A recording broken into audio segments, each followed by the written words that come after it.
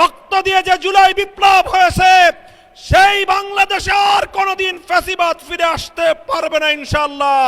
যেই পথ ফ্যাসিবাদকে ফিরে আসার জন্য তৈরি করবেন, সেই পথ দিয়ে আপনাদেরকে দিল্লিতে বিতাড়িত করা হবে।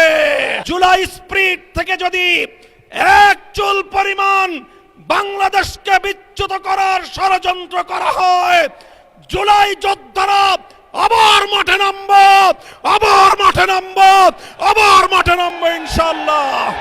বহু রক্ত, জীবন, অনেক অশ্রু আর ঘামের বিনিময়ে অর্জিত জুলাই বিপ্লব পরবর্তী বাংলাদেশের মানুষ তাদের ব্যালটের অধিকার ফিরে পাবে।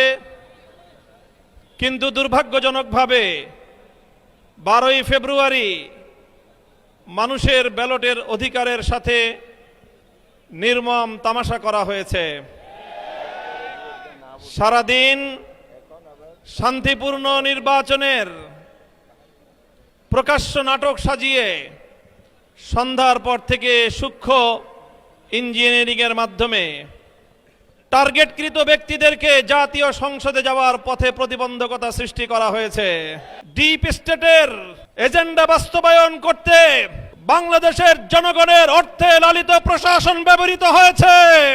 সিসি, আপনাকে বলতে চাই, আপনার পূর্ববর্তী সিসির পরিণাম থেকে আপনি শিক্ষা গ্রহণ করুন। আমরা যে আপত্তি জানিয়েছি, সঠিক তদন্তের মাধ্যমে জনগণের ব্যালটের অধিকার যদি ফিরিয়ে না দেন, বাংলার মানুষ জোর করে তাদের অধিকার কেড়ে নেবে ইনশাআল্লাহ। আপনাদের এই প্রহসনের প্রতিবাদ করার পর গোটা বাংলাদেশ জুড়ে আমাদের 11 দলীয় নির্বাচনী ঐক্যের নেতা কর্মী সমর্থকদের উপর যেই পৈশাচিকতা চালানো হচ্ছে, আমাদের বোনদেরকে ধর্ষণ করা হয়েছে, আমাদের মা বোনদের শ্লীলতাহানি শুধু নয়, তাদেরকে শারীরিকভাবে লাঞ্ছিত করা হয়েছে, আমাদের বাড়ি ঘরে অগ্নিসংযোগ করে বাংলাদেশে আবার নতুন করে ফ্যাসিবাদ ফিরিয়ে আনবার পায়তারা চালানো হচ্ছে। মনে রাখবেন, রক্ত দিয়ে যে জুলাই বিপ্লব হয়েছে, সেই বাংলাদেশে আর কোনোদিন ফ্যাসিবাদ ফিরে আসতে পারবে না ইনশাআল্লাহ। পুরনো ফ্যাসিবাদীদের সাথে সখ্যতা করে বাংলাদেশের রাজনীতিতে যদি তাদেরকে আপনারা প্রবেশ করবার সুযোগ তৈরি করে দিতে চান, যেই পথ ফ্যাসিবাদকে ফিরে আসার জন্য তৈরি করবেন, সেই পথ দিয়ে আপনাদেরকে দিল্লিতে বিতাড়িত করা হবে। তৃতীয় কথা আমাদের পরিষ্কার, শরীফ ওসমান হাদি সহ প্রতিটি হত্যাকাণ্ডের বিচার করতে হবে। জুলাই বিপ্লবের আকাঙ্ক্ষা বাস্তবায়ন করতে হবে।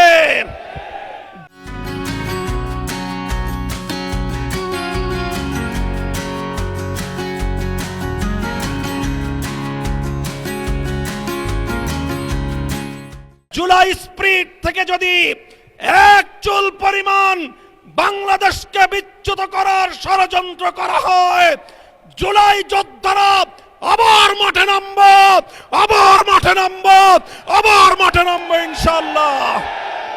সকলকে ঐক্য এবং সংহত মজবুত করার, আগামী দিনে দেশের মানুষের ভাত এবং ভোটের ন্যায্য অধিকার বাস্তবায়নের লক্ষ্যে চলমান এই সংগ্রামকে মজবুত এবং সংহত রাখার উদাত্ত আহ্বান জানাই।